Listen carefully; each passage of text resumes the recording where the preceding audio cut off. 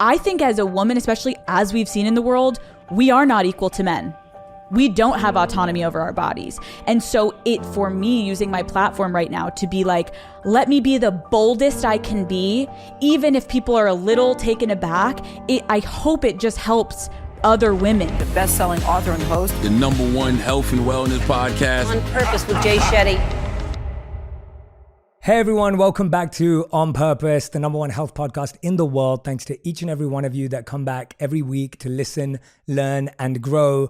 Now, this happens now and again, but there's someone that I've been following, admiring from afar, and then you see they follow you and you just go, I want to connect with this human and I want to get to know them. And someone that when you watch their content, you feel like you already know them. And the few moments I've spent with her, just as she'd been walking into the studio, I already felt like I had a connection with her, and there was a really beautiful warm hug and just like this really positive feeling.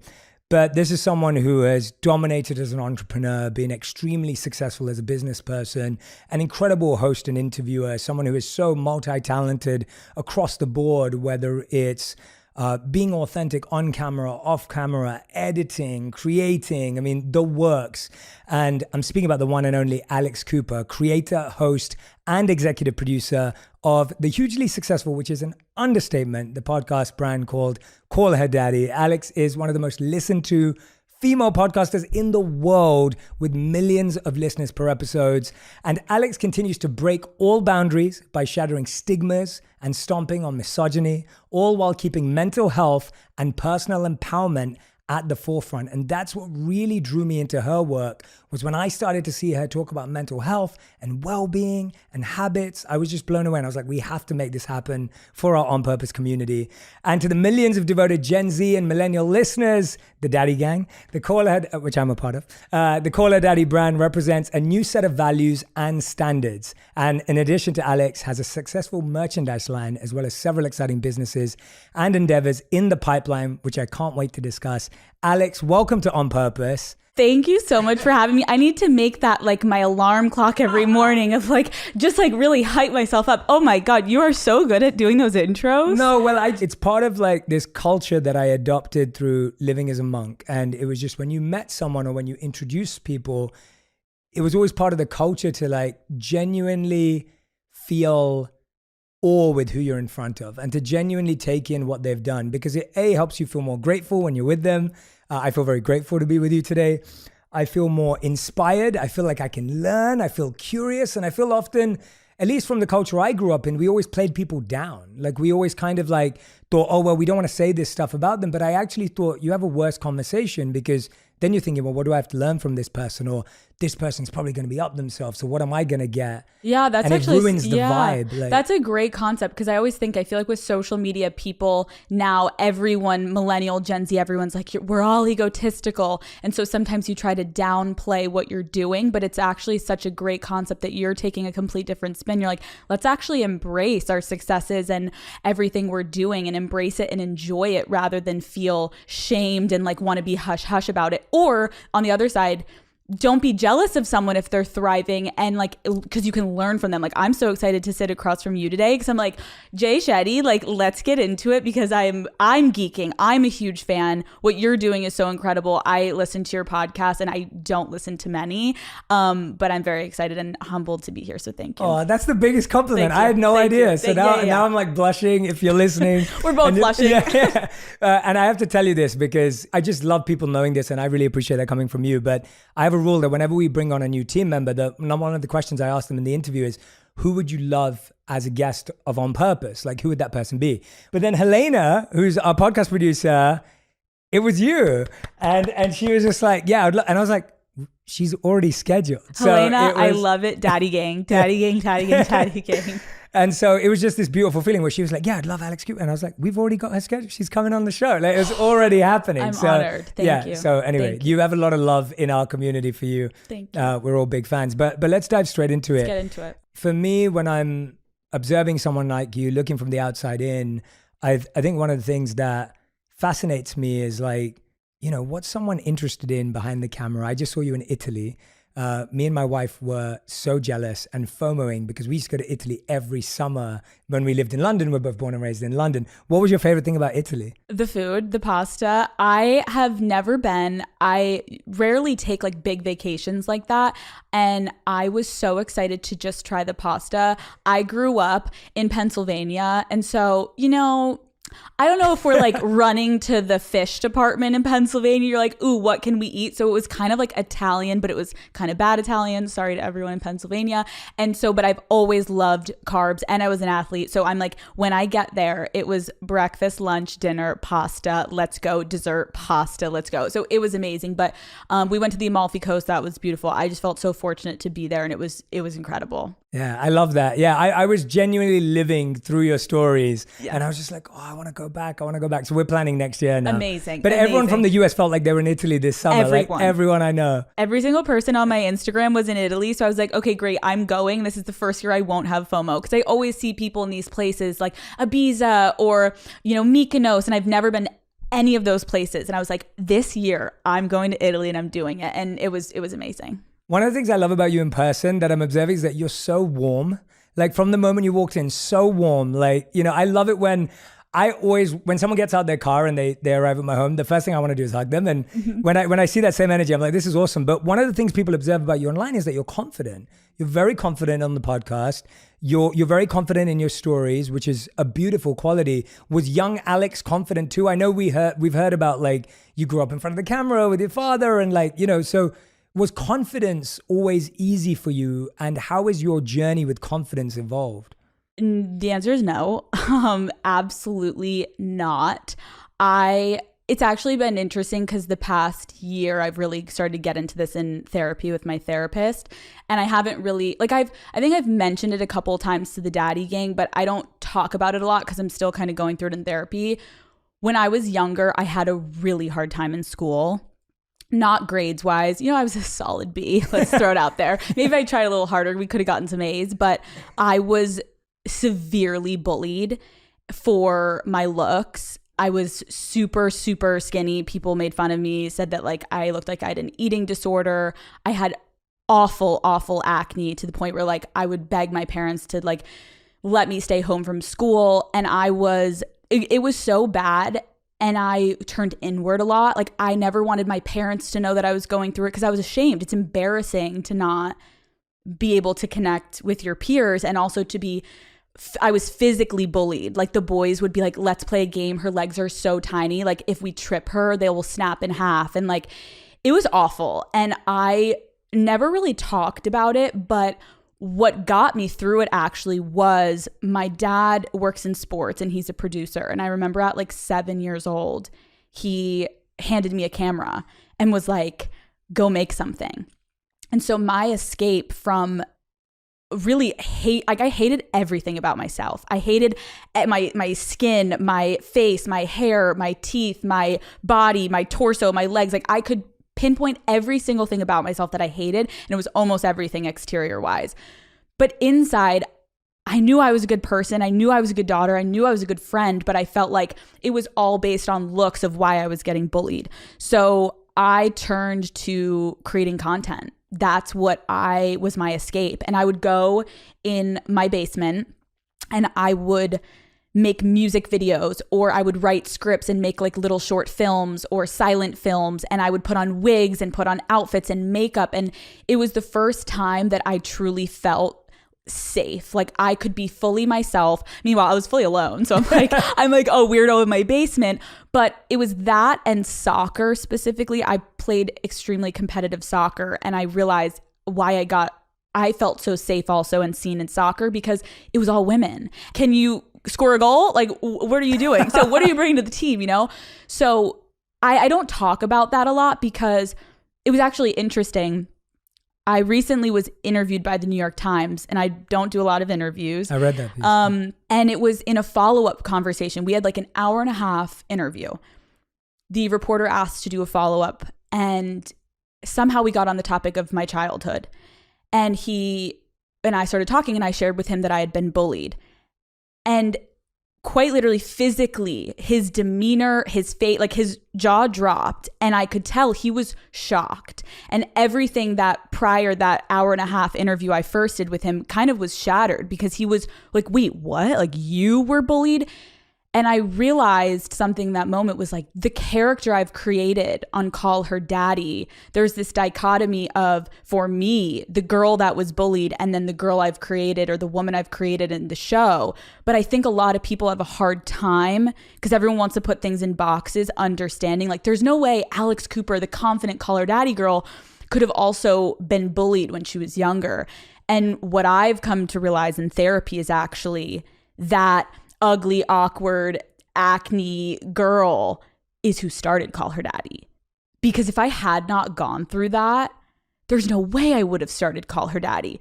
I remember reading Malcolm Gladwell's Outliers. And it was like, you've got to have 10,000 hours to even be considered an expert. By 8th grade, I was considered an expert in editing. I was like obsessed with creating content. And so that's kind of a little bit of my story, where I definitely struggle sometimes to open up about it, because I'm also aware on the internet, sometimes people are like, you're lying, that's not true. And it's I think it's hard for me because it's still so raw. Like, I still haven't even fully gone there in therapy, that I don't talk about it a lot, because I don't want to be dismissed or questioned over something that is so personal and still really hard for me to talk about, I guess. Yeah. Well, I want to thank you for trusting us and me, and being vulnerable, but also talking about the complexity of vulnerability. I think we live at a time when if someone is vulnerable, that everyone's response will be like, oh, like, you know, or A, people think that's why someone's doing it.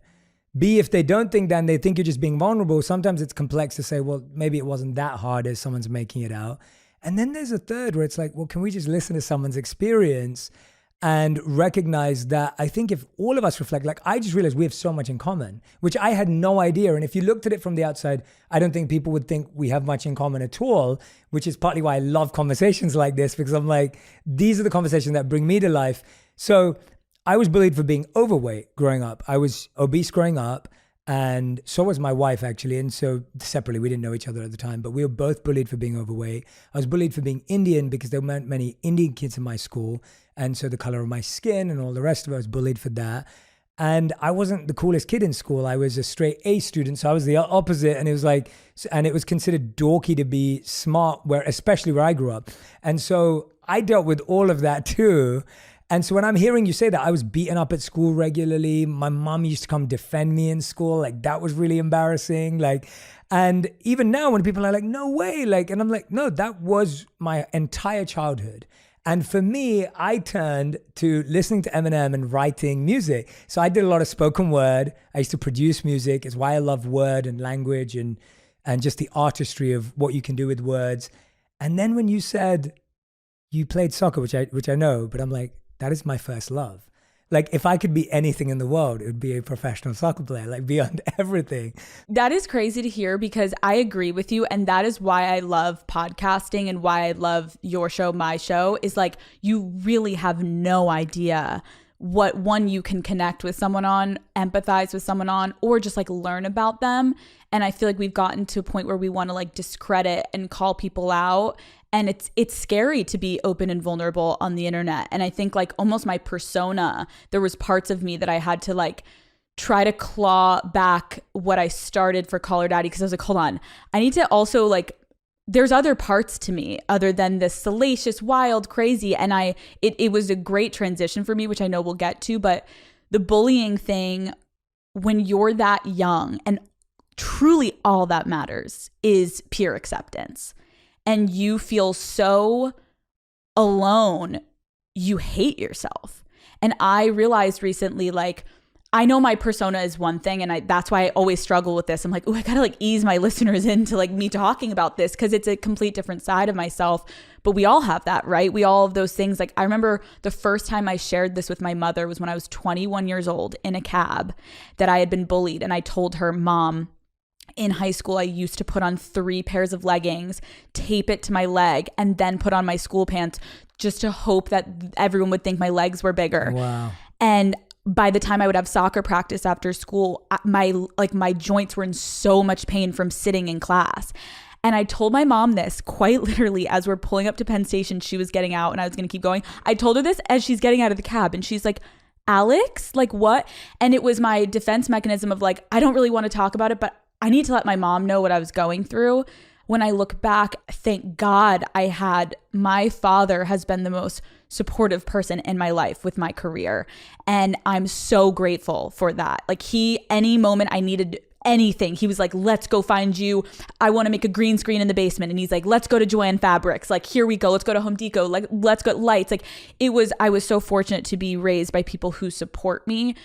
But I also realized I had these like people pleasing tendencies and I still catch myself doing it in media. Like, I just want to be liked because of my childhood, because of feeling left out. And it's hard. And I think comparison, like my best friend was the beautiful doll baby, perfect girl that I wanted to be. And it's like, there's so many remedies I tried to look up on Google when I was younger of like how to like fix your skin and how to make your legs look bigger. And is there a procedure? And it was like, I just can't believe how much I hated myself. But I truly don't believe I would be sitting here if I hadn't gone through that, because I think that's the thing, like you just said, you had no idea what I went through, right? Why I feel like I am half decent at my job is when I sit down with people, there is this empathetic side to me that, yeah, maybe I don't need to talk about, because I don't think I need to prove anything to anyone as to why I'm a good friend, why I'm a good daughter and partner. But like, it really does come from feeling so alone and isolated and hating yourself that in those moments when I'm in my basement making and creating, I had to find a way to love myself, because I found like this journal of mine when I was younger. Oh my God, it's so sad. And it was like really dark thoughts of like, what if I did this? Then the kids would feel so awful. And it's like, whoa. I was really alone when I was younger and I never talked about it. And I had a friend recently that shared similar thoughts with me. We were best friends and I had no idea what she was going through and she had no idea what I was going through. So it's just like a reminder of like, we really don't know. And I know that's such an oversaid thing, but you have no idea what people are going through. And I think especially with social media, we can make judgments, especially snap judgments. You see a headline, you see a picture, but like we have no idea what people are going through. Yeah, absolutely. I couldn't agree with you more. And I love the point that you're making that. And I think everyone has it through some way, whether it was your parents, whether it was your friends, whether it was your peers, there was someone who made you feel less than in your childhood, inadequate, incomplete. And now we're all in our creative endeavors seeking that completion through whatever role, character, whatever it may be. And I think people forget that half the time the most successful people who do the most incredible things did them because they had this huge gap and hole to fill. And the world needed to fill that hole and gap. Absolutely. Only then to realize that doesn't work either. Right. To then have to go the other way. But sorry, you were going to say something. No, I agree with you. It's like there's a reason I'm so passionate and interested in what I'm doing. It's because like I love connecting with people. I love learning about people because I know that the dichotomy of call her daddy girl versus ugly, awkward, acne girl, it's like you don't expect it and you don't really understand it until I fully explain it, which I know I haven't explained yet. But it's when I sit down with people, I love learning about people because we're all going through such similar things. It may look different. It may feel a little bit different, but depression, anxiety, happiness, love, joy, whatever emotion, like we are all human beings and we genuinely actually all can connect. Yeah. Every single person can connect on at least one thing in the world. And so I feel like we've kind of lost that along the way. And I think with shows like ours, like I hope it brings a little bit of that authentic nature back because we're looking past like what could be inside of someone. We're just looking on the surface level. And that to me is a nightmare because when I was younger, I didn't want anyone to just take me by my looks because then I wouldn't be given the time of day. Yeah, it's incredible to hear that. I was literally having the same conversation. I was with one of my clients this morning and we were talking about this. And he was saying how unrelatable his life has become now through his success and everything that he's gone through. And I looked at him and I was talking to him and I said to him that, you know, I'll be honest with you that whether someone's rich or not, famous or not, if someone goes through a breakup, a breakup hurts the same because none of the other stuff is medicine. Like none of the other stuff is the cure. So whether you have fame and status and wealth or whether you don't, if you go through a breakup, if you lose a parent, if you lost your job, like, or you missed out on an opportunity, there is a similar amount of experience, human pain that you go through. And I think what you're saying is really interesting though. Like, I think you're talking about that time. People always often ask like, oh, what advice would you give to your younger self? With you, I'm more interested in like, what do you think your younger self would say to you now? Like if that acne girl like saw you now as you described her, what would she say? What would she think? If younger me only knew like, Alex, you're going to make it. You're going to like, your dreams are going to come true. Like you're going to get out of this. I remember one of the boys I went to middle school with that bullied me ended up going to my college. And at that point I had a little glow up, KJ.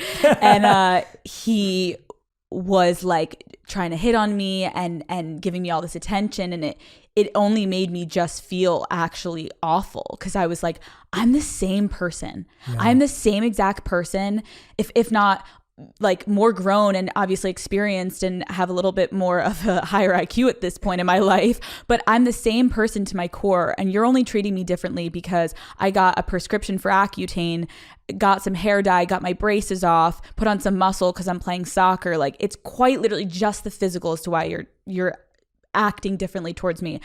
I think my younger self would look at my older self and would not even believe it, probably.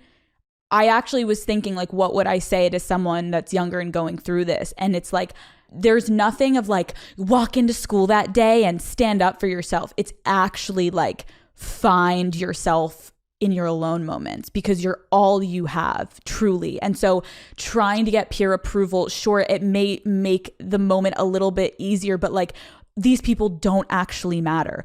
They matter to me, to my core of who they've made me, their impact on my childhood and making me hate myself. Like it's so crazy. I always think about before like 5th or 6th grade, we're so innocent. You have no almost concept of even what you truly look like or your peer dynamic or, oh, boys are looking at me and I don't have boobs yet and my friend does. And so I'm not on their top 5. And I know it sounds so, just dumb but it means so much when you're that young. So I look back and it's like those years where you start, especially to be judged for what you look like when we're actually just trying to figure out inside who we are. It's so problematic. Wow. I definitely think that it affected me of what I did put emphasis on my looks. I can talk about that in therapy now. Like hating every single thing about myself. Of course, I was like, I want to go bleach my hair. I want to be the girl that I saw on the magazines. And then I did all of that. And I even look back at pictures of myself when I took it way too far, but it was all just for me to try to feel like the women that I thought had it all because they looked a certain way. I guess I would just tell my younger self, like, keep going down in that basement. It sounds creepy. Guys, my basement was like finished, don't worry. And leaning into your craft, because in the darkest of moments, creating content actually formed who I am and gave me the strength to keep going.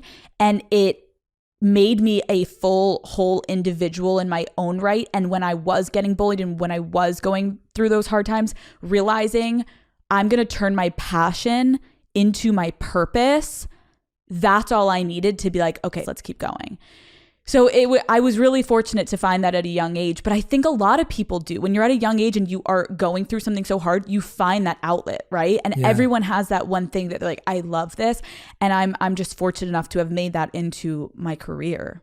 Alex, I love listening to you. Like, I am just so happy right now because I'm like, what we're hearing, and I love what you said earlier, that you're in therapy right now, you're working through this, and so you haven't shared so much of this, but I'm just hearing so much coherence and so much clarity, and it's so beautiful, like hearing someone who's gone through so much pain, so much stress, and yes, externally there's the success, but then to hear what's happening internally, and you've just reminded me of a moment of my life.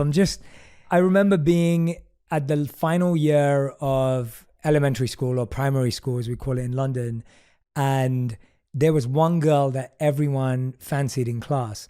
And I fancied her too. Like, she was the cutest girl in school. We're like 11 years old. So whatever cute means at 11. I think it was the first time I'd ever liked a girl in that way. I come late to school one day and everyone's looking at me weird. Like everyone's really looking at me really strange, and everyone's laughing, and some of the girls in the corner laughing and pointing, and I'm thinking, what happened? Like, what did I miss out on? I can't remember why I was late, maybe doctor's appointment, whatever. Then I found out that all the guys who equally fancied this girl had told the girls that I fancied her. So not anyone else knew apart from just me. And I was considered the ugliest, fattest kid in school. And so now she knew this. All her friends were laughing. And then the rest of that day, they all stood. I used to be a goalkeeper because I wasn't very athletic at the time. I used to be and goalkeepers are very athletic. So no offense to goalkeepers. At least at that time, when you're a kid in school... It's okay, Jay. I'm just you know. I'm like, guys, we got to clarify. Just being clear. I think goalkeepers are very David De Gea all the way. I'm in goal, and all the girls are standing behind the goal, and they're just they're like, Jay, you can never get her. I can't believe you thought it. She's out of your league. And they're literally the whole day throughout the playground, every time we're playing football, soccer, they're just behind the goal, making fun of me. And it's such a no, it makes deep me memory. It makes me honestly, because I think it's interesting. I even watch you. We can smile through it now, but it honestly makes me want to cry when I think about it. Because even hearing that, I can picture that happening to you because it happened to me, and it's so traumatizing when that happens to you, and you literally are just fighting back tears, and you're like, just get through it. And all you want to do is go home. And it makes you hate interacting. It makes you nervous. You get really clammed up, and it's awful. I remember when I was in middle school, also my teachers, I went to Catholic school.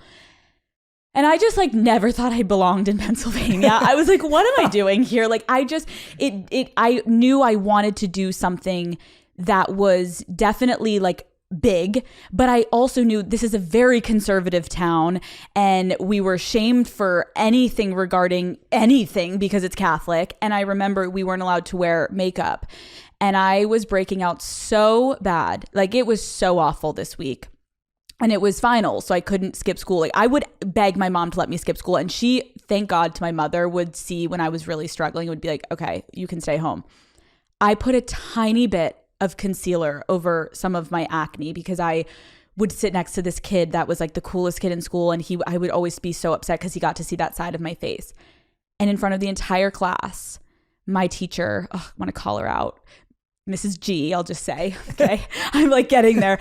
She comes over to the entire class and looks at me and goes, Alex, you're wearing face makeup. Go to the bathroom and wash it off. She escorted me into the bathroom, made me rub my skin raw in a school bathroom, no soap, just water, scrubbing it off. My face was so red.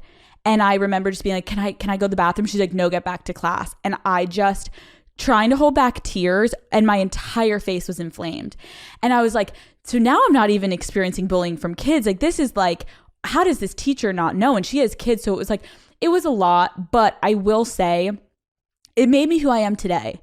I look back and I'm like, had I not gone through all of that, like I said earlier, I know who I am now. I didn't back then. I was trying to figure it out, but I know who I am now.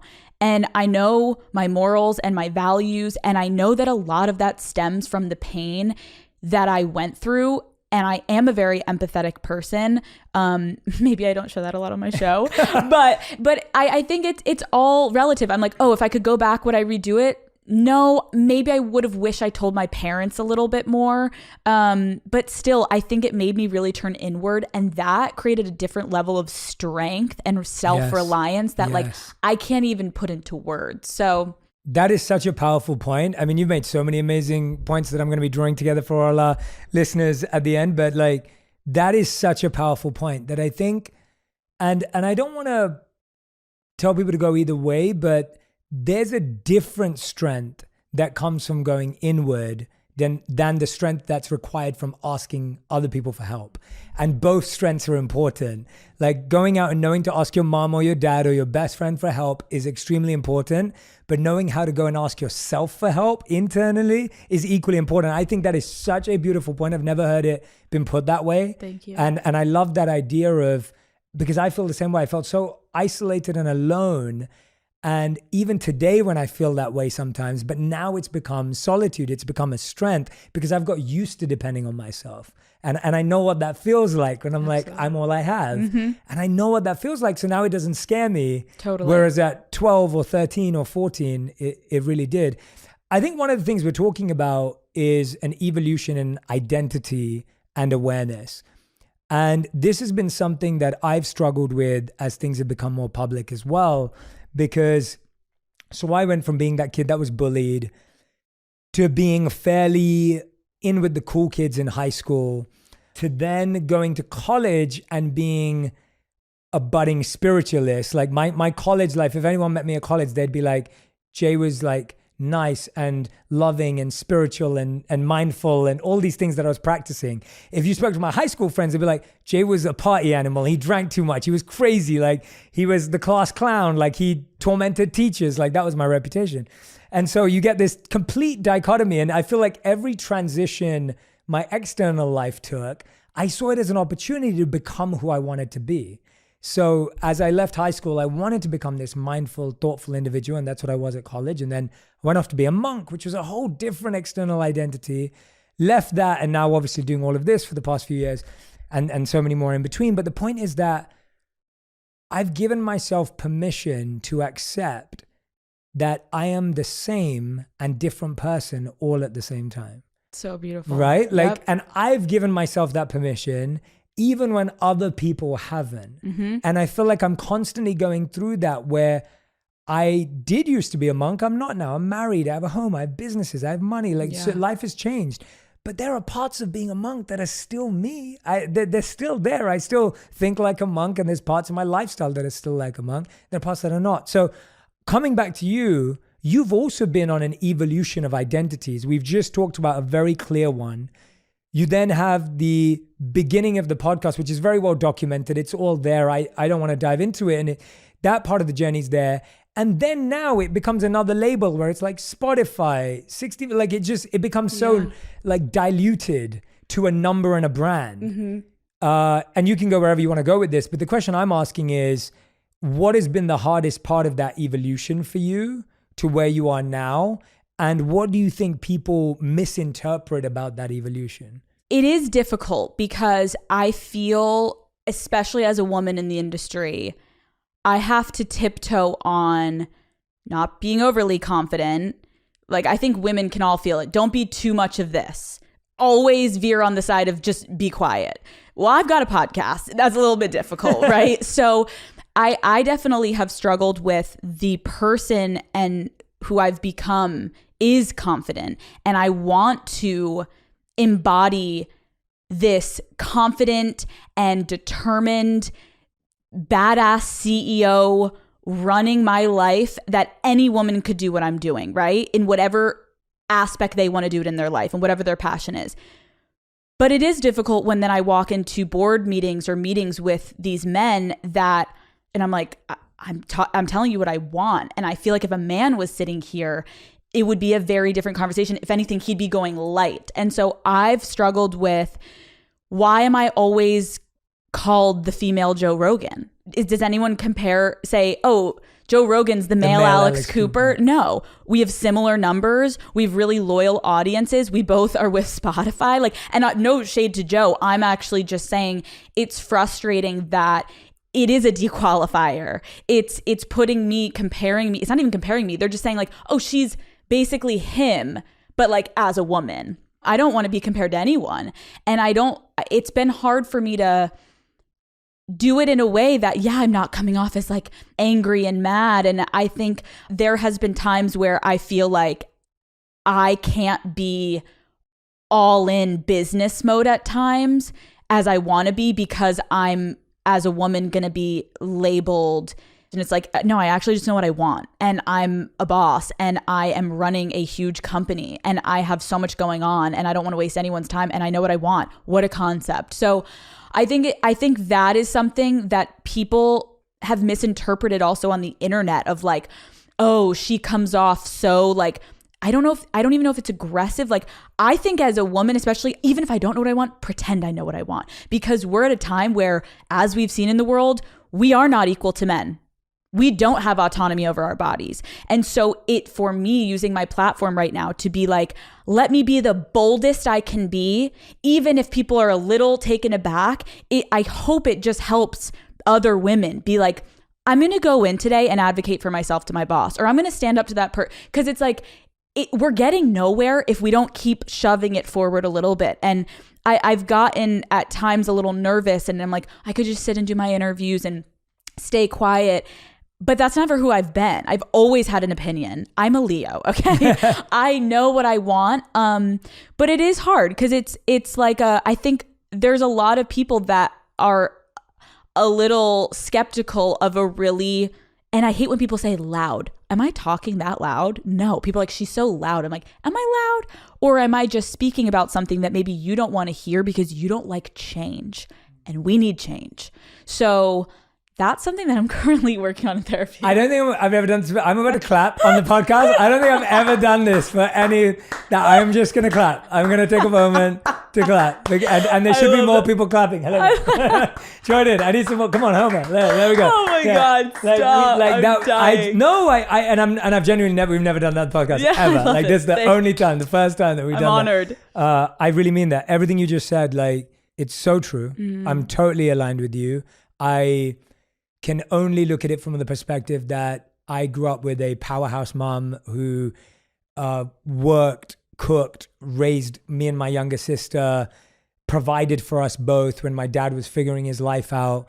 My mom was the breadwinner in the house. She was the one who helped me with my homework. She taught me how to shave. like that's literally who my mom was in my life. And so I grew up seeing the most powerful woman in the world, in my opinion, as a young boy. And like my mom would take me to all her meetings at night, whatever needed to happen. And then I was kind of like like a father figure to my younger sister. And so I've seen it in her too. And I've seen like the stuff she's gone through at work and wherever it may be. So I can only empathize from that perspective. Yeah.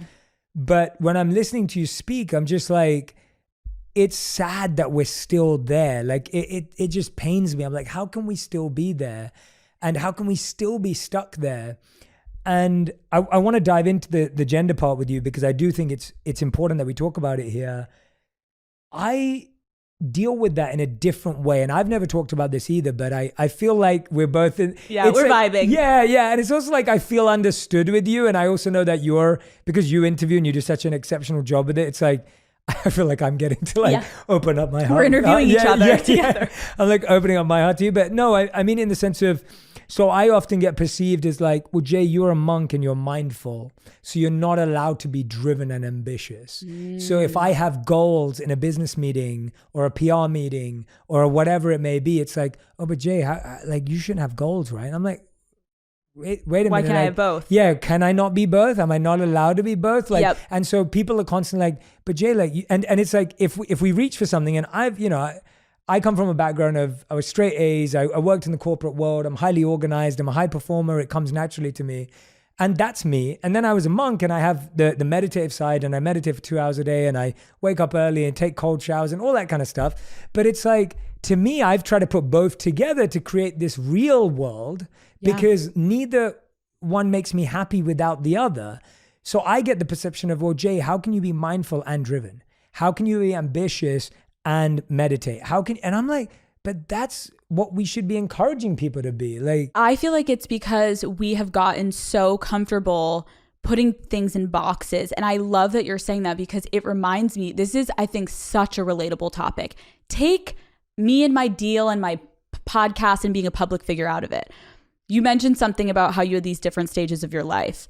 And I feel like it's so normal and healthy, honestly, to progress and almost be different people of your versions of yourself and try things out. I remember in high school, when I was a little bit more now secure with my looks, okay? And I was now the jock. I was on the soccer team. I was a freshman. I was thriving with my soccer girls. They were like big on campus. And I was still obsessed with making content, right?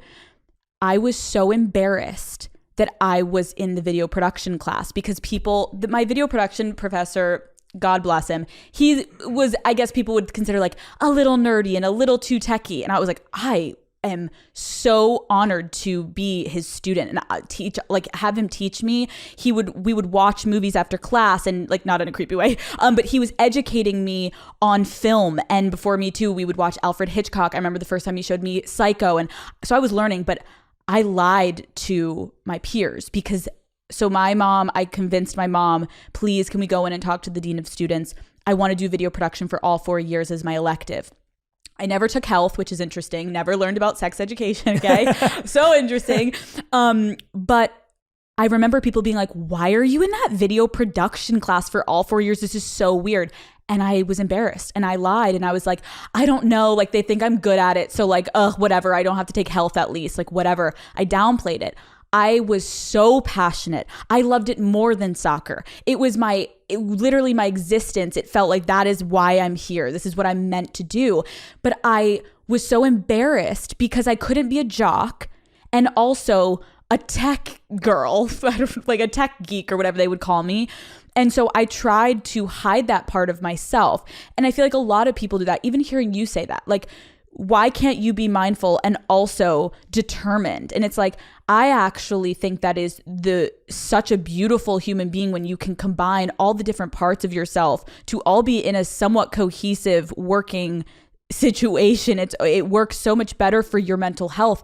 We shouldn't all just be narrow-minded. We shouldn't just have one thing that we're focused on. Do you have a relationship? Are you a good friend? You don't act like you're to your romantic partner like you do to your friend. What about, are you a good son, a daughter? Like, it all is in the scheme of being humans. We have to have multidimensional parts of ourselves. But something about being in a box, it doesn't work, Jay, if you're both of those, because it can't be true. Well, why not? And I think just talking about it, anyone listening, you should not veer away from a passion because it doesn't align with something other publicly that you're doing, because it's like almost a contradiction. I love a contradiction. That is what I do on my show. They're like, well, you said this last week. I changed my mind this week. And not in like okay, Alex, well, we can't believe anything you say, but things change and things shift. But we have to be cognizant of how we're embracing different parts of ourselves, because if we try to not do that and just stay in one lane, we're not going to grow. We're not going to be happy with ourselves,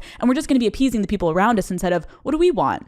I appreciate you sharing that, because I think it's a really relatable thing of like, how can I be both? Of course you can be both. It's just society has made us feel like, well, you're a poser. You can't be both. Which one isn't as true? They're both true. I'm about to clap again. Literally, like, this is just like, guys, we're just clapping. This is Claps with Alex Cooper is the title. These are all TED Talks. Like, it's just one after the other after the other. I'm No, you're inspiring me. No, I'm just, I hope it's okay. Like, I'm opening up because I just feel like the stuff we're talking about is relatable in different ways, right? Like, I don't know what it feels like to be a woman in the industry. I never will. I will never be able to be like, I get that. I totally know what you mean. But I get what I'm feeling in the same expression of sometimes I feel told to be quiet. Sometimes I feel told to be like, well, Jay, you shouldn't have that desire. Like, I'm told to like calm down sometimes, not because I'm aggressive in any way, but in the sense of just because I'm a driven, ambitious person. So going back to what you were saying earlier, there's a part of it where it sounds like, especially, and I love what you said, like, it's not about what Joe's doing. It's not about what anyone's doing. It's just, why does everything have to be a comparison? And that then starts to be a respect issue, right? It starts to be an issue in like, are we giving enough respect to what you've achieved and what you've built? In the same way as, are we giving respect to anyone else for what they've achieved and what they've built? What has been your relationship like with respect? It's hard because there's a couple dimensions to it, right? My listeners quite literally, and I know this sounds corny, but like truly feel like an extension of myself. We have an understanding. We have talked about the most deep, in-depth, maybe taboo topics, uncomfortable topics, and when I meet the Daddy Gang, shout out everyone listening, that's Daddy Gang. When I meet the Daddy Gang out in person, I always joke because whenever I'm with anyone, they come up to me and they're like, oh my God, Alex. I'm like, hi, what's up? And they're like, okay. And they start talking. And the person that's with me, that's my friend or my parent or whatever, they're like, oh, who is that, from college or high school? I'm like, no, that's Daddy Gang. They're like, wait, you guys just started talking about her break? Like what? We have this understanding of like, if you listen to Call Her Daddy, and I'm sure you have that with your audience, like you build such a rapport. The respect I have for the Daddy Gang and my listeners and people that give me a chance, it is so mutual and it is so beautiful. And I can't still to this day believe what has been built of Call Her Daddy and the Daddy Gang and my relationship with them and theirs with me. I think where it becomes a little bit of a struggle is in the beginning of Call Her Daddy, it was this beautiful storm, right? A female-led podcast working at Barstool Sports, which people are like, oh, is that a misogynistic company? And it was like actually the perfect storm of like, oh, I'm a woman and I'm going to have the biggest show at Barstool Sports. Watch me dance. Okay. And it was like this really cool challenge. But I think because of the nature of the content at the beginning of Call Her Daddy, it's difficult because I am in no way, shape, or form. I wouldn't change one thing about the beginning of that show. It was so provocative and in your face, and women needed it at the time. It was like, oh, instead of, because I think the feminist movement has had many different forms, right? It continues to change and evolve. And at that point, as someone who had just graduated college, everyone can be a feminist, right? And you can have a different version of how you associate it with it. But as long as you believe in the equality of the sexes, boom, okay. And you respect women, great. But for me, it was like, if men can say it to us, let's say it right back. And they're not going to like it. And it's going to be really uncomfortable, but let's go for it. And I think a lot of people loved it. No, I know a lot of people loved it. The show blew up and it was controversial and it was amazing. My struggle was being so proud of what I built, but also we just talked about that box of like, but I kind of want to talk about other stuff too. Yeah. And I felt like I got pigeonholed into this, like, that's the girl that talks about sex and dating. Yeah. And it was really difficult for me to respect and acknowledge what had been built. And it is like brilliant what Call Her Daddy original days was. But I also, now I'm 28 and I started it at 22, 23. I don't want to be the same person I was at 22. I'm not. I have a different outlook on life. I have a greater interest in what's happening in the world, in making a difference. Are you kidding me? At 22, I was like, let's drink, let's talk about sex, and let's have fun. And that's what you should be doing right at that age. Yeah. But now as I've tried to transition the show, not because, and I want to clarify, no one has told me to do this. I made the decision because two things happened.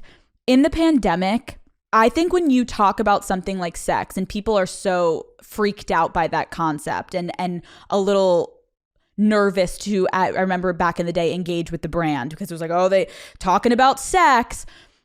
That is one of the most intimate topics that you can really talk about and a universally inclusive topic, right?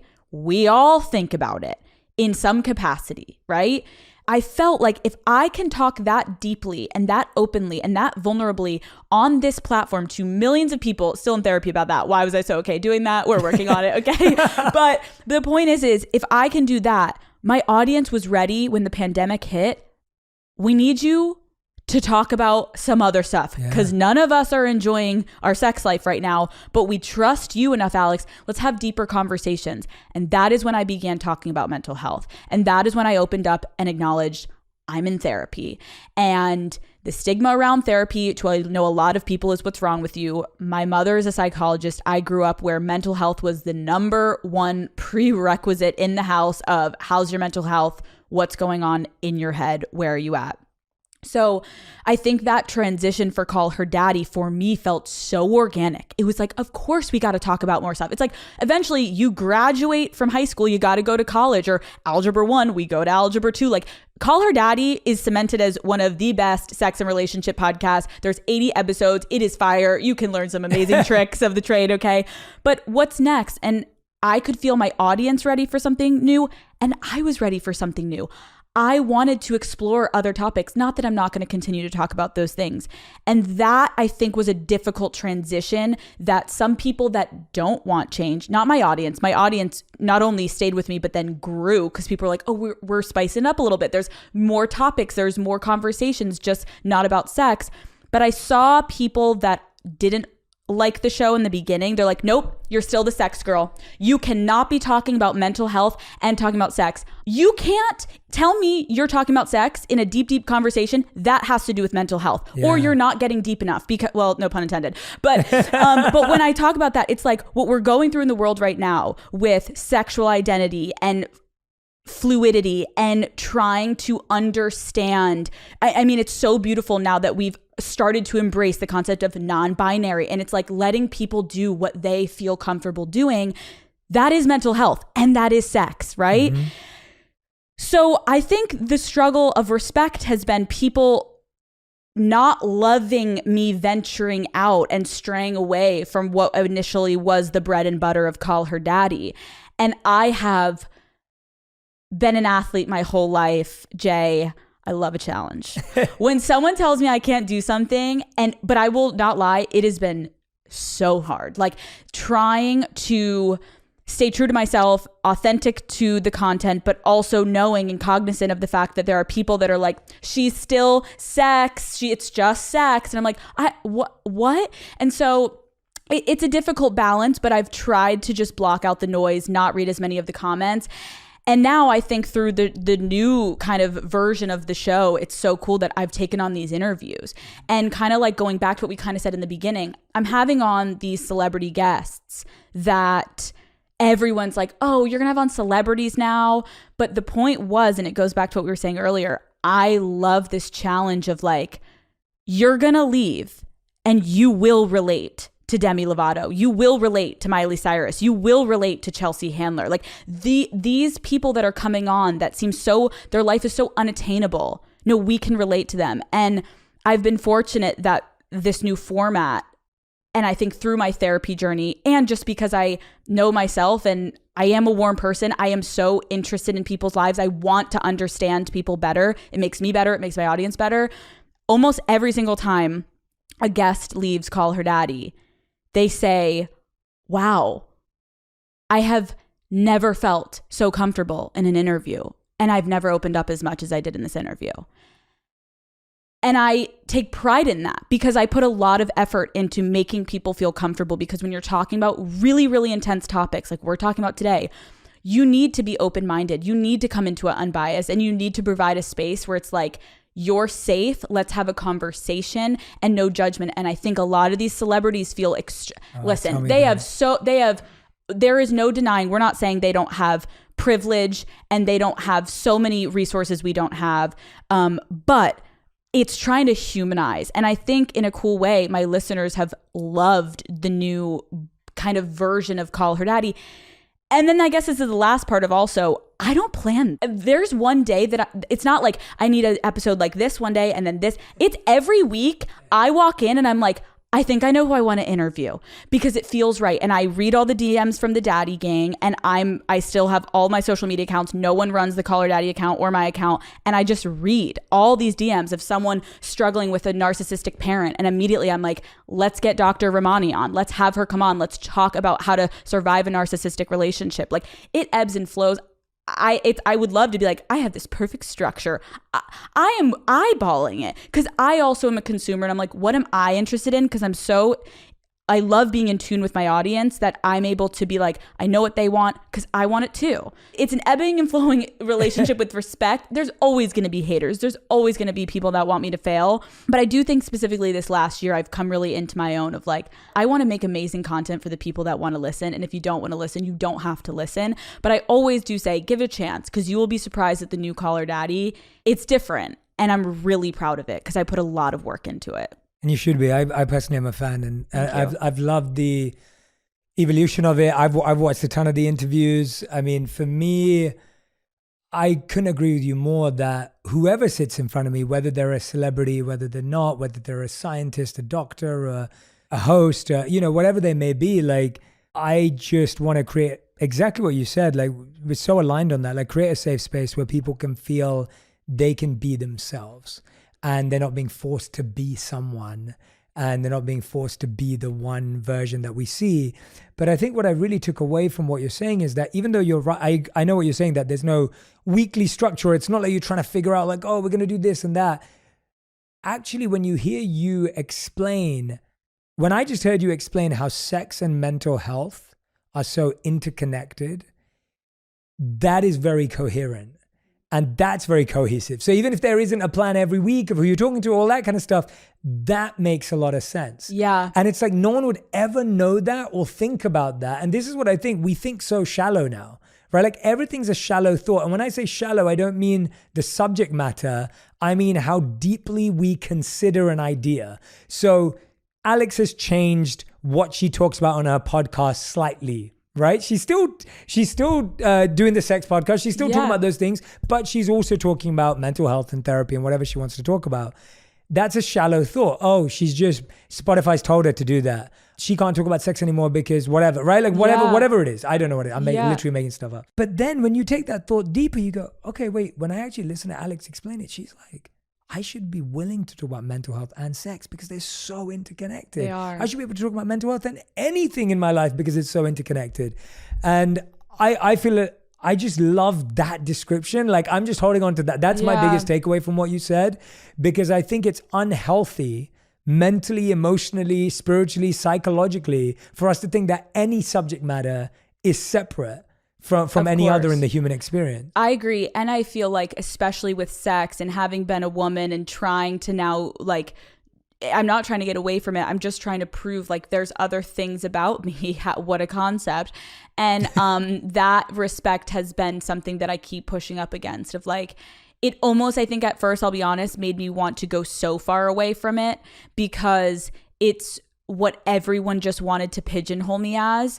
And I feel like, especially with the season 2 that's going to come out of Call Her Daddy at the end of September into October, like you're going to see a shift, because I feel like when I was in my 20s, I kind of mentioned this earlier, everyone's self-involved. We're just trying to understand. Like, I remember getting out of college being so miserable. I hated my job. I hated my life. I was like, what am I doing with my life? You're just trying to quite literally survive. And where I'm at now in my life at 28, I just turned 28, and I feel I genuinely have a different interest for what is happening in the world. Like, I know this may not be the most relatable thing, but like, I have one of the biggest platforms specifically. Well, I know, I just found out my show is the #1 biggest listened to show for women in the world for a podcast. All I think when I hear that, that's great. Let's frame it. My mom may frame it. Responsibility. That's what I take from that. How am I not going to start talking about deeper topics and things that are genuinely going to affect generations to come? Having such a big platform, I feel a sense of responsibility of, what am I doing? Open my eyes, start reading the news. Like, I just feel there's a different level that I'm taking this show to, and it's not to become preachy, and it's not to become political, and it's not to become in your face. It's going to have that same genuine nature Call Her Daddy has always had. I am coming to them just having a conversation. I want both sides to participate. I want people to feel so comfortable. I'm not asking you anything. I'm just wanting people to listen and to maybe have a thought-provoking conversation that could potentially change your mind or strengthen your view on something. I feel like in a world of such snap judgment because of social media, people are inclined to make decisions so quickly based off of a headline or a photo or whatever it is, or gossip. And I like how what I want to do with Call Her Daddy is, wouldn't you feel so much better if you could make your decision with a more 360 POV on something? And that is what podcasting does. Long form sit downs, get to know someone, get to understand a topic, an issue, an argument, and then make your judgment. Because that is amazing if you leave being like, I have the same opinion. Amazing. But now don't you feel better that you have a bit more of an educated opinion rather than a snap judgment? Or most times what people do when they listen to Call Her Daddy is, okay, I admit I was judging them. My mind changed. I just had someone on and all of the DMs were, I don't know if I really thought I liked them anymore. And now I'm obsessed again because I forgot what they went through in their life. And I was completely unattached to the empathy level because all I see is social media posts. So I hope people feel that. And again, I'm not trying to be this like preachy. I don't know what I'm doing half the time, but I just feel a sense of responsibility. And I hope that my audience can feel like it's just a journey, because what else are we doing here? I want everyone to have fun. We want to have laughs. We're going to continue to have that. And especially being a woman right now, it's like, if I don't speak up, I'm not doing my job, and I won't be able to sleep at night knowing that I didn't do something that actually was just right in front of me that I could have done. And I have such a platform. And so I'm sure everyone can know what I'm kind of talking about, but yeah, vote. Okay.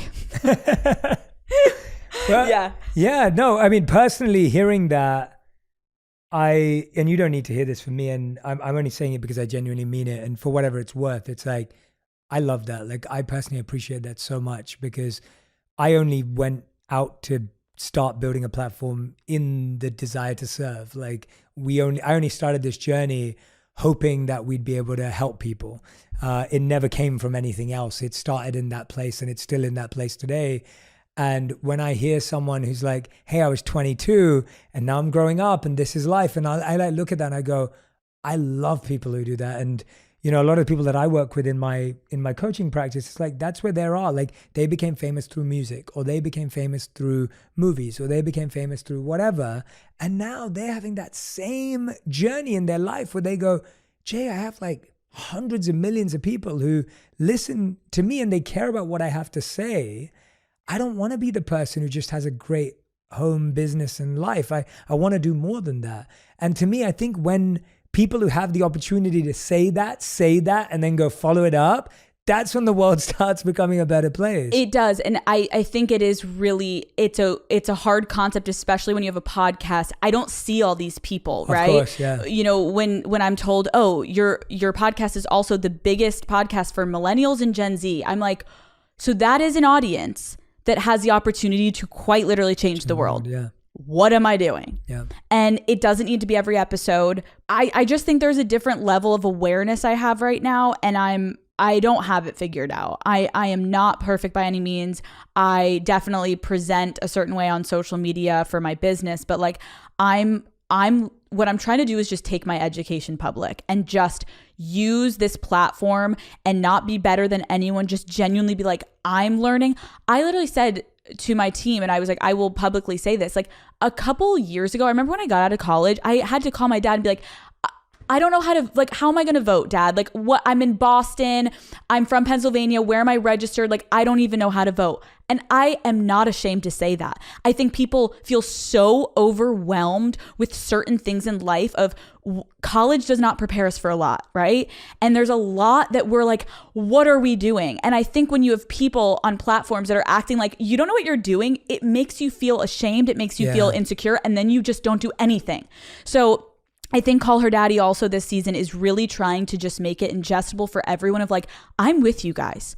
I am also still like a couple years ago, my dad was helping me on TurboTax. Okay. I didn't know what I was doing, but I'm learning, and I hope that I hope that people appreciate me just trying to make a little bit of a change, because there's a lot of power in podcasting and in these really intimate conversations. That's the best part about podcasting. It is such an intimate relationship that we have with our listeners, and I don't take it for granted. So there you go.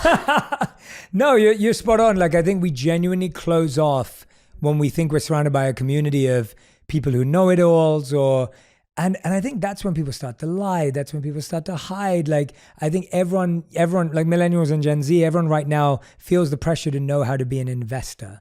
Like, because investing is the cool thing. Right. And it's like, if you don't know how to buy an NFT, if you didn't know how to buy crypto when it was like booming and everyone was like talking big, it was like, if you didn't know how to do those things, it was like, who are you? You can't be cool. If you don't know how to vote, like, oh, well, then you don't care, or all of these things. And it's like, I don't think any of those things were ever explained to anyone. Anyone. And we're just listening to one random 30-second TikTok and being like, oh my God, I need to buy that. Or I need to do this. And I'm like, I fully agree with what you're saying. Like, yeah. Social media has definitely made us all feel a little bit like we're behind. Like, what am I missing? Or I'm not in on that. Or I'm feeling excluded. Or maybe I'm not cool enough. I don't look a certain way. I don't know how to do something. And it's like, that's what I've tried to take a little step back from social media recently and really focus on. Like, I have the same 3 best friends since I was 6 years old. I have my family. I have my relationship. I have my amazing team now, Call Her Daddy, comprised of all women. They're amazing. I feel everyone's always like, what's the best thing that came from your Spotify deal? And I was like, that I can now hire a team of these amazing people.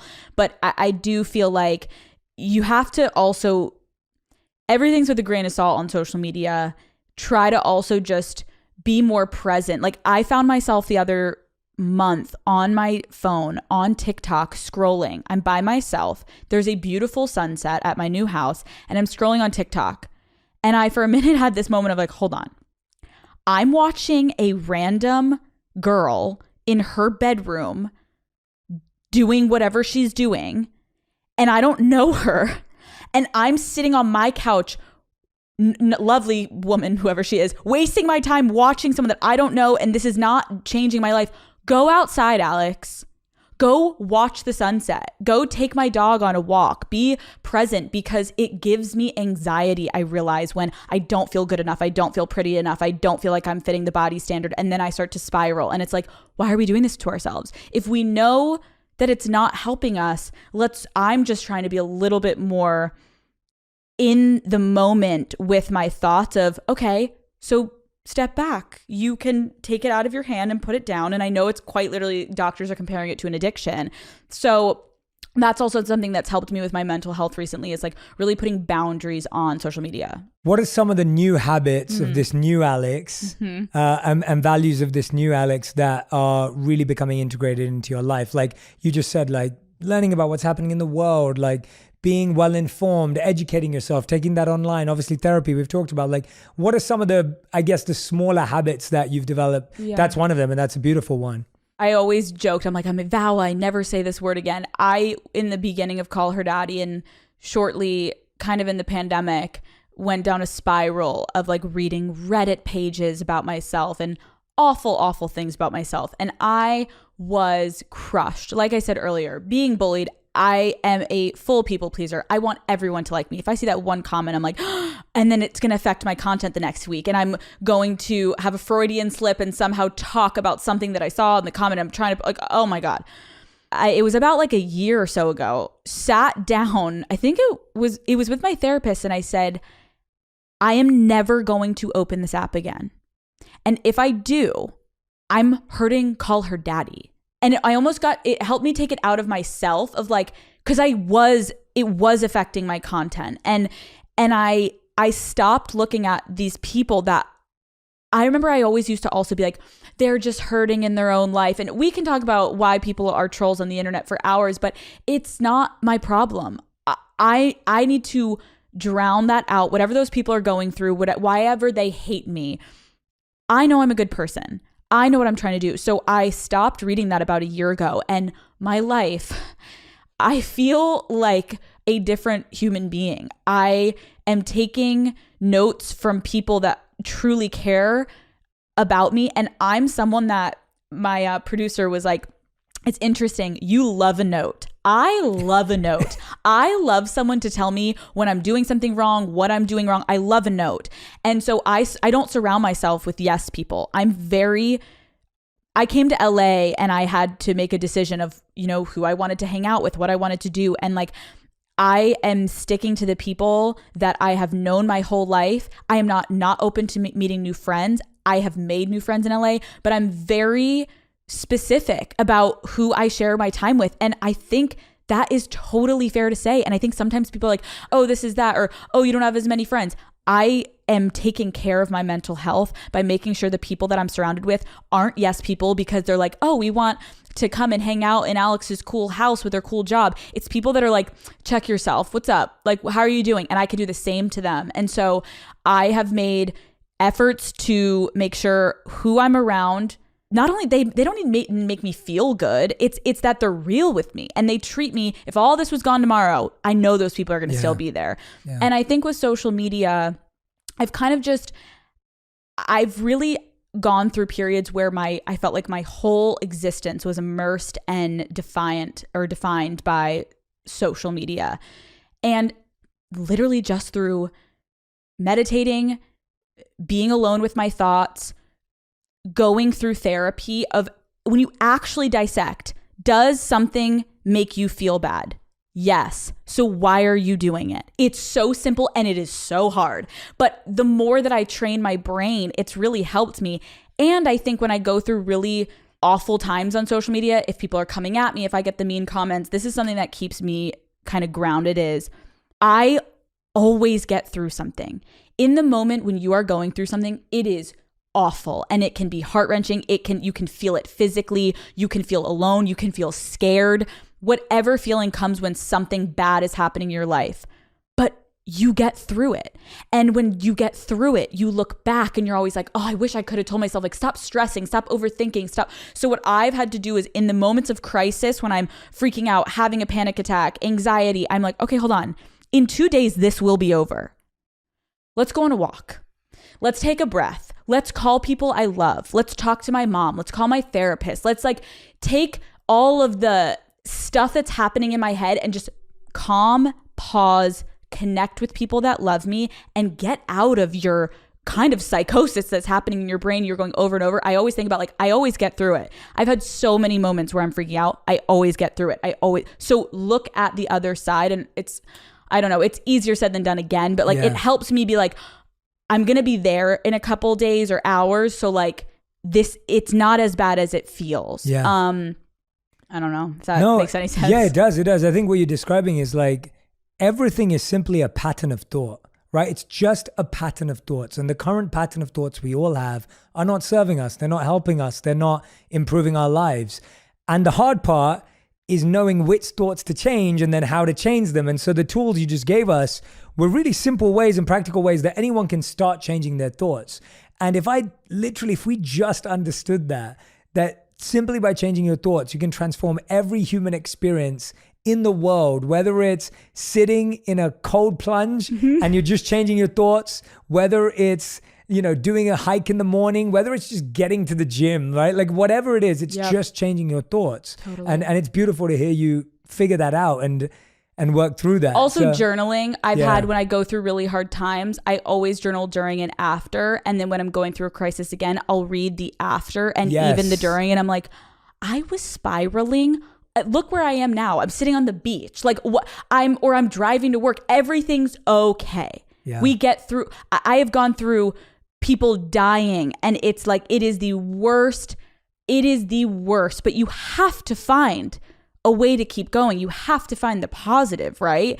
And I have a lot of friends connected through trauma of things that happened in our childhood. And it's I had my 2 best girlfriends come and visit me and they were with me for a week. And we were just talking about life. How am I going to keep going? But then you remember the moment after that where you're laughing on the beach with your friend and you're like, imagine if I didn't keep going. I wouldn't have this beautiful moment with these people. And so it's always trying to look to the other side. And if you can get there, you can take that breath and be like, thank God I hung in there. Yeah. What's a belief that you think you've had about yourself that you think led you down the wrong path? Is there a specific belief that you once had about yourself that you think kind of went the other way? You just said, sometimes you have to push through. Right. But sometimes we carry a belief about ourselves and we end up somewhere we don't want to be. I think because of things that have happened publicly, and there's so many things that have happened publicly for me in my career, I would say it really hurts me when people assume I'm a bad friend. My entire life, that has been the one thing I have felt I'm proud of myself for, truly. My friendships are so valuable to me, and I take such pride in those relationships. And when you have public things and it happens to happen with a woman, it's like the person that comes out on top is the villain, and then the person that didn't is the victim. And I'm not like going at anyone saying that they're calling themselves a victim. I'm just saying that's how the public perceives it. And so as a woman, it upsets me. And I would find myself really struggling at times being like, I know I'm a great friend. Like I had a friend recently say to me, because she's going through something, and almost like through the tools of my show and therapy, she mentioned to me, she was like, I've never felt you being a better friend than in this moment. Like, I can't thank you for how much you're taking on for me. And I was like, I'm in a good place right now. Like, it's all I can picture doing is helping a friend and being there for someone, because you've been there for me when I've been at the absolute bottom. That's how friendship works, right? And I think friendships are so beautiful because you have to choose to keep it moving, keep it strong. A romantic relationship, it's there. You're together all the time. Friendship, that's hard. My friends live across the country. My 3 best friends do not live in Los Angeles, California, and it is a constant effort. And they know me just as much as I know them, and we have been through so much together. But I think that kind of ate at me, and I'm sure you've had it, of like, there's nothing worse than when someone believes something about you that you're like, oh, like I want to prove that's not true. And I have so many things that could prove that that's not true. But I've had to work on in therapy of like, I can't please everyone. And do my friends know I'm a good friend? That's all that matters. Yeah. The internet thinking I'm this or that, like, if you like my show, you're going to listen, but you're not listening because I'm a good friend. So it's like, I need to prioritize knowing who I am, knowing how deeply I feel for these people that I consider family. That's all that matters. And I don't need to prove that. But I definitely went down moments of like, oh my God, am I trying to talk about this in an episode and prove? It's like, Alex, if I tried to whack-a-mole everything people think about me, I'm not going to get done interviews. I'll be just doing solo episodes for the rest of my career. Yeah. So that was something that was kind of hard. Yeah. And there'd still be something about your explanation that wouldn't be enough. Yep. I found that, I mean, I was asked in a podcast a few years ago, someone asked me the question, what's something you used to value that you don't value anymore? And it was a really great question. And we have the video of it. And I'm like sitting there thinking about it. And you can tell it's, you know, when you ask a question and you actually have to think rather than like you've got a million things to say. And I said, being understood. I was like, I just don't value being understood anymore, because it's just, it killed me. That desire I had, and I get that people, it's like, for years, I just wanted people to know I was a good person and that I had pure intentions and I was trying to serve the world. And I was like, you know what? No one's going to give me the benefit of the doubt. No one cares. And at the end of the day, I have to lose that desire to be misunderstood, to be understood, because most people are going to misunderstand me. And that's okay. It freed me. That is so beautiful, because I relate to that deeply. And I love that you're saying that, because being understood is so overrated and exhausting, because who you're mostly trying now in the age of social media to be understood by is people you don't even know. Yeah. And what about the people you do know? How much time are you putting? It was a measure for me of, am I putting more effort into the people I don't know than the people I do know? That's check yourself, because I've done that to myself. And I love that you said that, because when you get to that point, it is so freeing, because you're like, I'm me. I don't need, if I say something people take the wrong way, I don't need to now be like, oh my God, I promise I'm a good person. No. You either know or you don't. And I'm not going to run around and chase people and try to convince people of my character.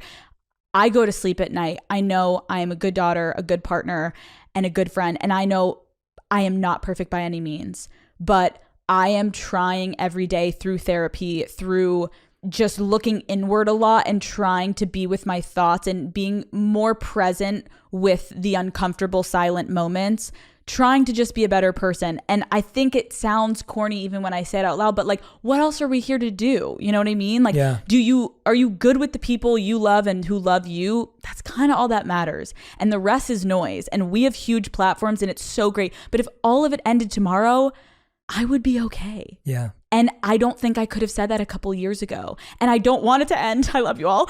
But it's a good feeling, because then I can really put all of me into the podcast, because it's like, I'm going to be me. and I'm going to do me until I don't want to do it anymore. And no one can tell me otherwise. You know what I mean? So it's kind of a freeing feeling. Yeah. And here's what we know. We know that the people that do listen to us every week, they do know us. Mm-hmm. Like I feel so seen, heard, and understood by my community that listens to me here. And whether they listen to the solos or these guest episodes, like I know they know me, they understand me. And I always say that if you see me on the streets, please come and say hello, because we can have a great conversation. But at the same time as that, one thing I do know is that I read a study that said you have to spend 200 hours with someone to consider to know them deeply. Mm-hmm. And I started thinking about who in the world have I spent 200 hours with? Whoa. And I started to realize it wasn't that many people. And that wasn't something that made me sad.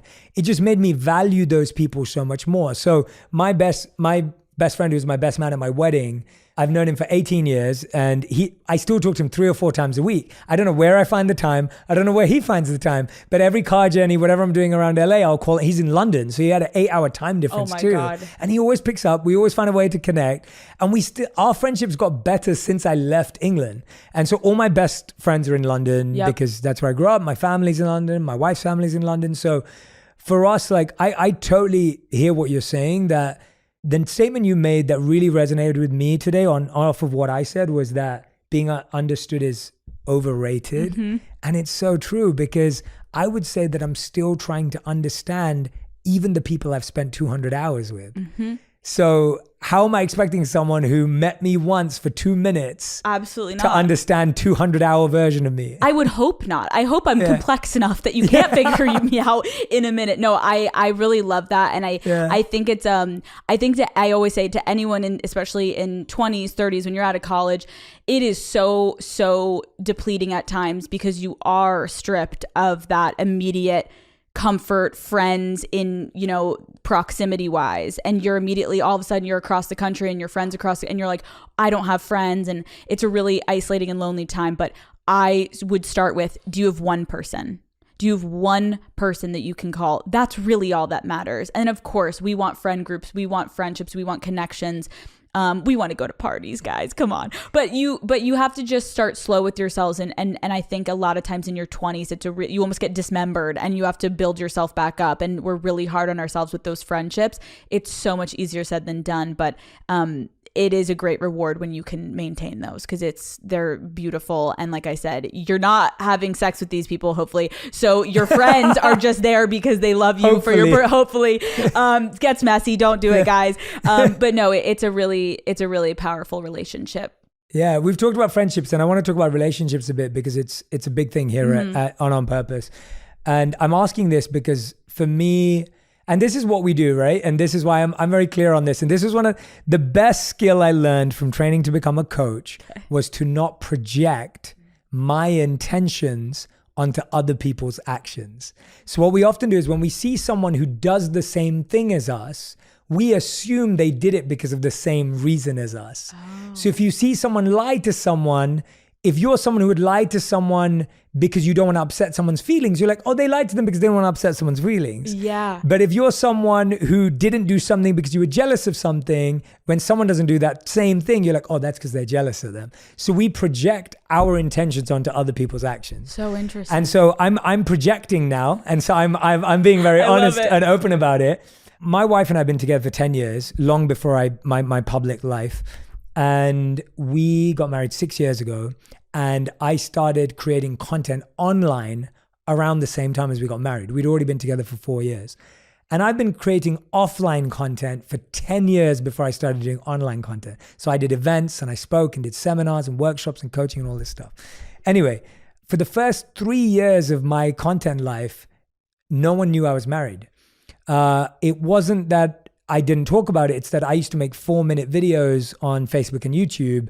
And those 4-minute videos were based on ideas. Long form content hadn't really taken off. And I didn't really feel to post selfies with me and my wife, because I was gaining traction from talking about philosophy and psychology and ideas that I cared about. And we just got married too. And it was all new to us. It was like all of a sudden, like when I would post that I was at a restaurant, people would turn up and things like that. And so I was very protective of my mom, my sister, my wife, and just everyone in my life. And then my first ever podcast episode was me interviewing my wife and us talking about how we met and our journey and everything else that came with that. And that was in 2019 when we talked about it. I am so grateful that I didn't do it before then, because it gave my wife time to acclimatize to the new life we'd created. It gave her a sense of stability in what we were doing and where we were going. And it helped me deal with what I needed to deal with in this journey. It wasn't something I would even say I was fully conscious of. I guess my question to you is, do you think having a relationship that you're open about, but that is private, consciously improves the quality of relationship you can build? I'm projecting that I think it's healthy, but you don't have to buy into my projection. You know what? I'm going to buy in. Okay. I do. I definitely, it's interesting because when I met my boyfriend, I had already podcasted about him before our first date. And I remember podcasting, I was in Los Angeles and we were going to a dinner, and I'm podcasting about my wants and my needs and all the things that I'm expecting for this date to go. I had never met this man in my life. Classic Alex, just going for it for the podcast. Got to give the daddy gang what they want.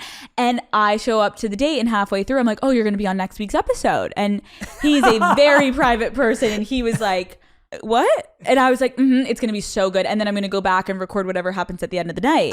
And he was like so shocked. I will say, I think he thought it was quite charming. I love how men are always like, oh, I don't want to be on. They love being on. But with him, it was interesting because I went all the way in and I started talking about him from the beginning. And then I had to pull it back because I realized, oh, well, this is a real relationship. And I have so much respect for him. And he's in the entertainment industry, but he's private, and he in a great way, this is how I knew he was the one. He never said, don't talk about me, but he asked that we just have conversations about it and just keep talking about it.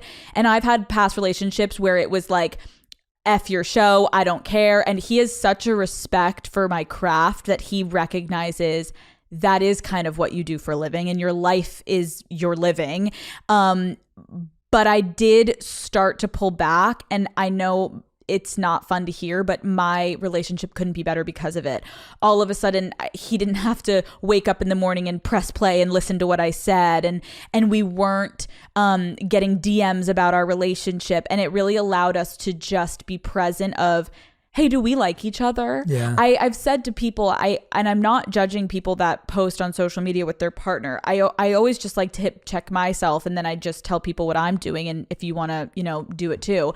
But it's like, there's some relationships I worry, are you just together still because the public loves you? And that is not healthy. And I think that with social media, people can become addicted to the concept of this perfect relationship and what it looks like. Well, what is it like behind closed doors? I am so fortunate that I don't have that with my partner. I'm with him because I love him and I love our relationship, and none of it is contingent upon either of our jobs. So that's been very healthy. Was it hard? Yeah, of course. There's great content in there. And occasionally I will share. But I told my listeners one rule that I implemented with my partner was, if we have an argument or a fight or a disagreement or whatever, and it's an open wound at the time for the relationship, I made the mistake once of going and talking about it on the podcast too soon, that we hadn't even healed. And my partner is so mature that he was like, I love you so much, but I think we need boundaries, because hearing that is not fun. And it almost made it worse for me because we haven't resolved it. And so now I have this I have a boundary where it's like a couple months later, I can totally talk about it. Because he was like, some of our arguments are great for couples to think about and talk about. They're very relatable. But I think in the moment, it's always good to just put my relationship first. And it doesn't mean I'm not putting the show first. It's just having a good set boundary that I didn't have before. And I'm really, really happy I've done it. Yeah, I've loved hearing today about how many different boundaries you put into different areas of your life. I am putting boundaries You're like up, winning Jay. winning at boundary setting. No, but it's so important, because I think the problem is that we think of life as either or, and life is more boundaries and layers and levels. And it's like, we think I'm either close to this person or I'm not. And I'm like, no, you're closer to this person than this person. Yep. It's not that you're close or not. And I think when you start looking at life as degrees, and you see a little ripple in different degrees versus like yes or no. Absolutely. And I think the concept of, again, this is all for public consumption. Yeah. Posting your partner for people, in my case, that I don't know, right? And even a lot of people, even if you have 1,000 followers on Instagram, do you have 1,000 friends? Absolutely not, Becky. Okay, you do not have 1,000 friends. So I always am also just like, what is the motive behind posting your partner? Is it to get validation that you're not getting in the relationship? Is it to seek approval? Is it to show off something that you're proud of, but well, if you were super, confident, like, would you need that exterior validation, right? And again, I'm not saying not to post your partner. It's really just, I think with social media, we've been so quick to just throw stuff up about our life. And it's like, well, why are you doing that? Who was that for? Why do you feel the need to show people that you don't even know how your relationship is going and write these long captions about it? I totally get trying to connect with people. But there is a level that I started to find of like, I think I'm just doing this because this is helping content. It's not good for my relationship. I need to pull back. Yeah. And I love that who it's for question, because I do that exercise with myself when I post stuff. Like, I post certain things and I know no one cares, but I really care about it. Like, it's a big deal for me or whatever.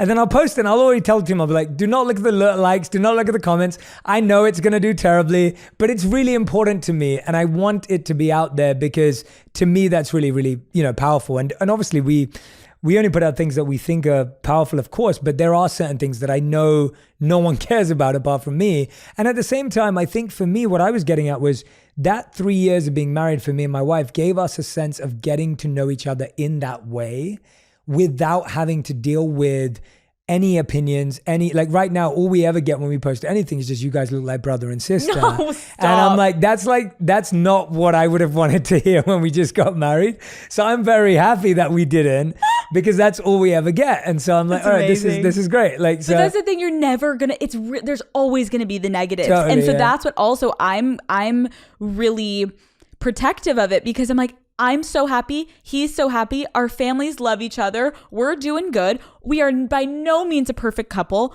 but I have no interest right now in opening that up for public consumption to just have an opinion. Yeah. I don't need it. I want to know, am I in this because I like him? That's it. Yeah. Great. Stick with it. Last question on relationships. Okay. I think a lot of people ask, like, what do you look for in someone? I think for me, it's the opposite way around. Like, what do you think you want someone to bring out in you that you see as a healthy relationship? Like, what are you happy being when you're in a good place? I'm a lot.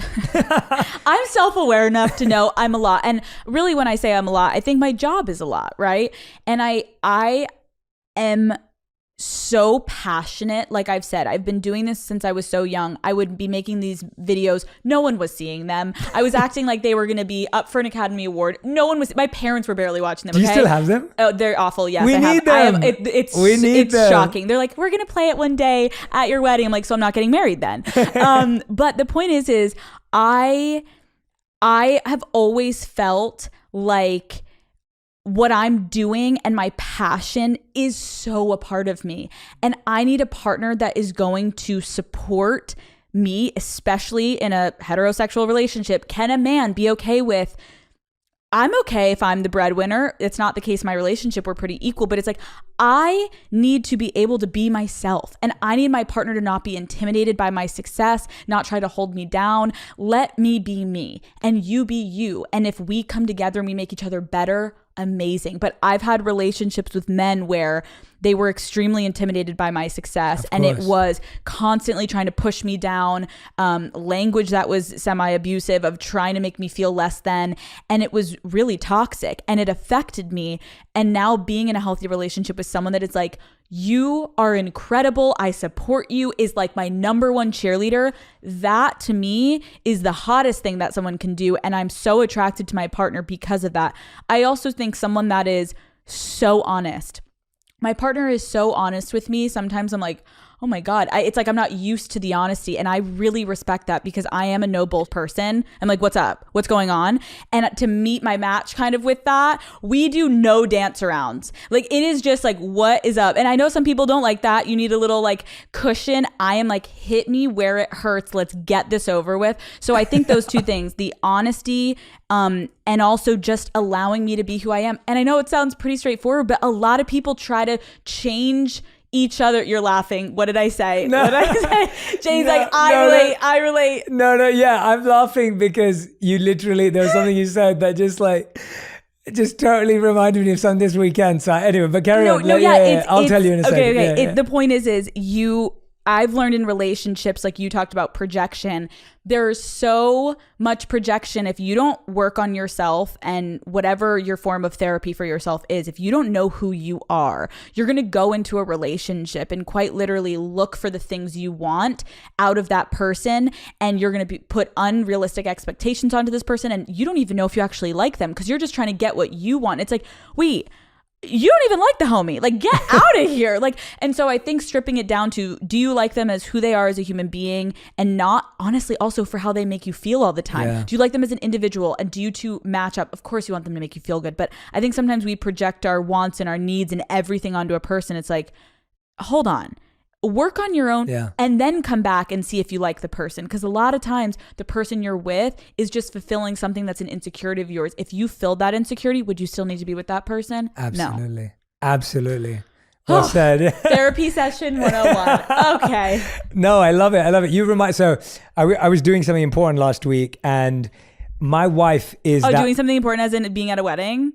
Yes. I was going to open this entire episode with, so how was the wedding? I'm going to start interviewing I will tell you that separately. I'll tell you about it offline. Okay. I will tell you about it offline. But I was preparing for something last week and my wife is that person to me. So I know that, and I have an amazing team who's very honest with me for sure. Like I definitely we literally we're looking at headshots for like my book coming out next year. And so the team was like, look, and we were like, no, like I'm doing it with my team. Yep. And it's always the most painfully thing of like looking at your own face and all. Yeah.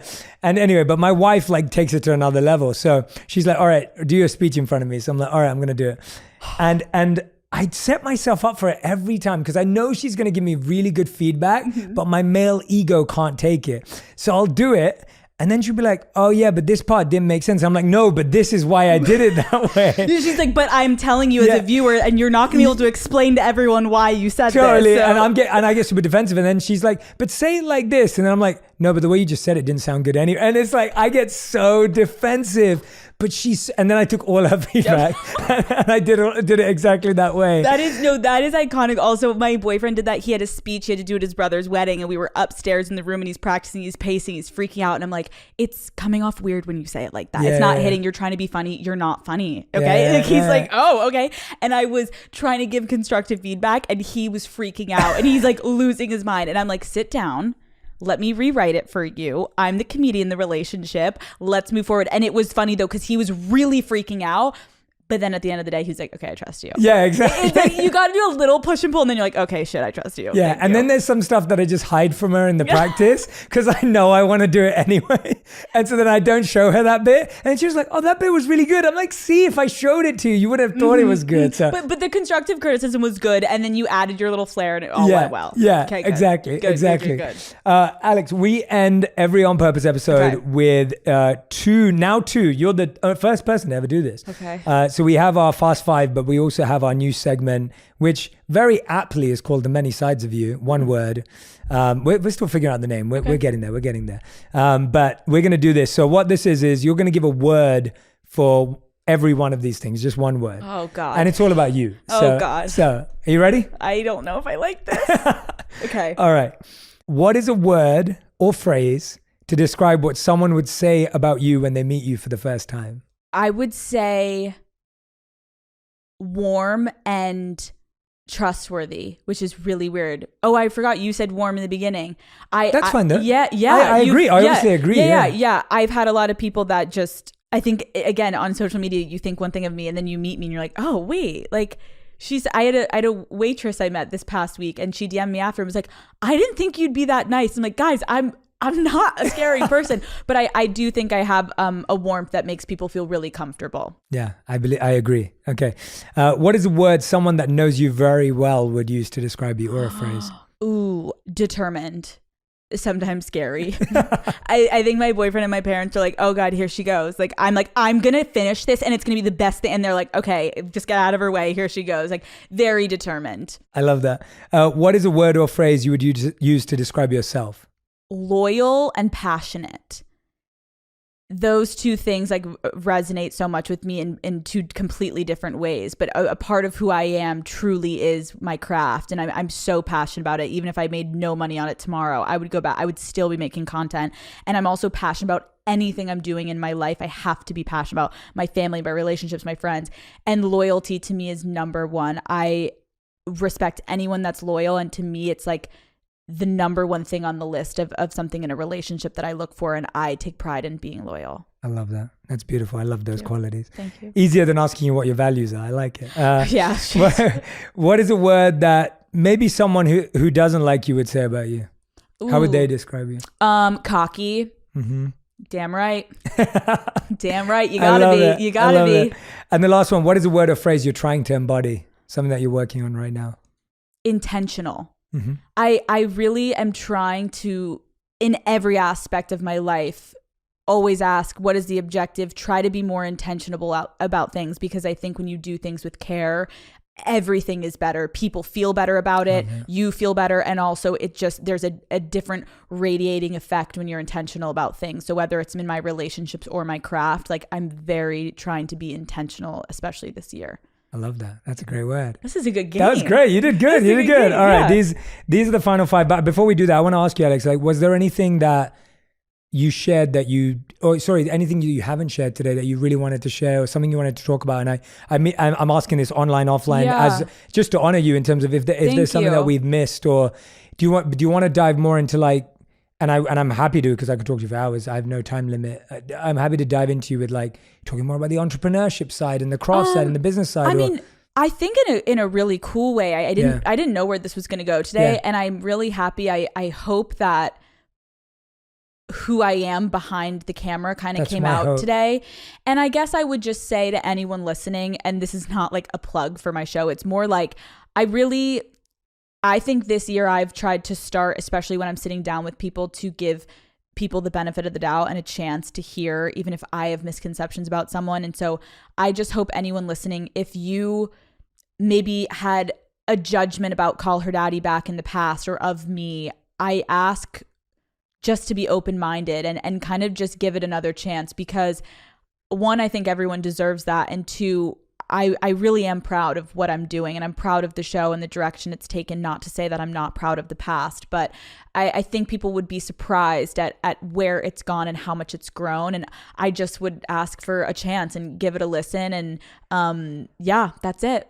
I love that. Thank I love you. that. And you're doing it. And honestly, from like I keep saying, you don't need it from me, but whatever it's worth, it's like, I just love watching people grow and try new things and take risks and like do something that's fresh and new. And then everything you said about impact and responsibility, and even the interviews you have done, like for me, it's beautiful to watch that. And so, congrats, not on this external success, of course, on that, but more on like doing the hard thing, right? Like that's what's more interesting to me. And I think as a creator and as a host, it's like doing the hard thing. It's like to keep feeding whatever everything on everyone wants is easy.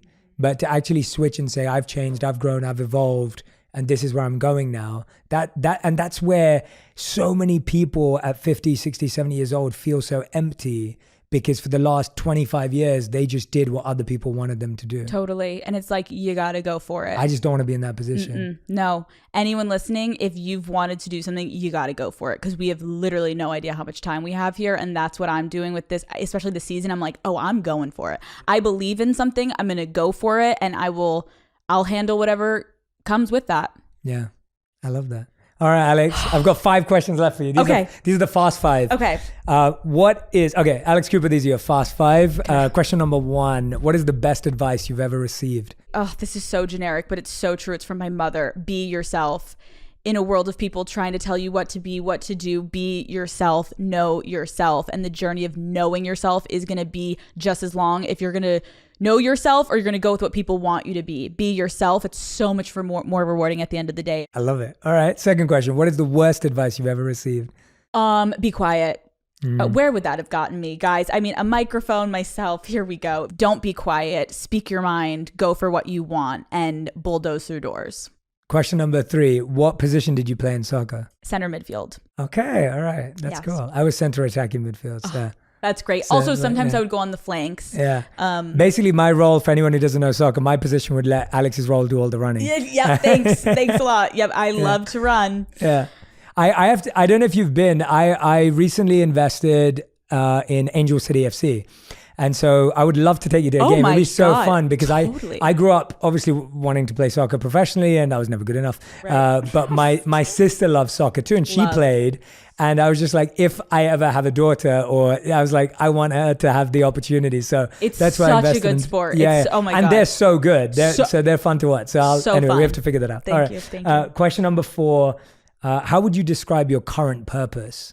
My current purpose is to use my platform to hopefully empower and unite women, also underrepresented communities, and try to elicit change. There's a lot we got to do right now, and specifically with women's rights. And so I would say my purpose is trying to use my platform to excite people for change, not scare them. This is an exciting time. It is a great time to have a vagina. We have to look at it that way, or we're only going to regress and keep getting pushed backwards by men. So it's like, let's use our vaginas. Let's vote with our vaginas this year. Okay. I don't think anyone's probably said vagina this many times on your podcast. Definitely not. Yeah. It's to inspire and bring people with me on this journey of educating myself and taking my education public. Love that. And I'm with you. Whatever help I can give. 5th and final question. If you could create one law that everyone in the world had to follow, what would it be? Abortions are legal. Well said. That's Thank a you. real law. Thank you. That's a real law. Yeah. Now let's put it back where it was. Yeah.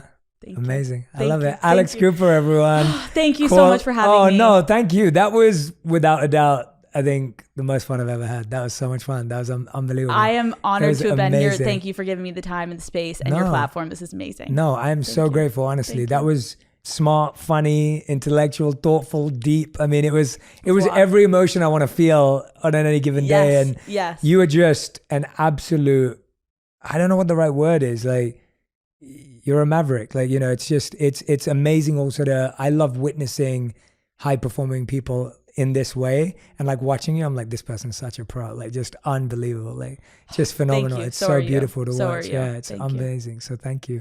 If you want even more videos just like this one, make sure you subscribe and click on the boxes over here. I'm also excited to let you know that you can now get my book, Think Like a Monk, from thinklikeamonkbook.com. Check below in the description to make sure you order today. Make sure you order today. Make sure you order today. Make sure you order today. Make sure you order today. Make sure you order today. Make sure you order today. Make sure you order today. Make sure you order today. Make sure you order today. Make sure you order today.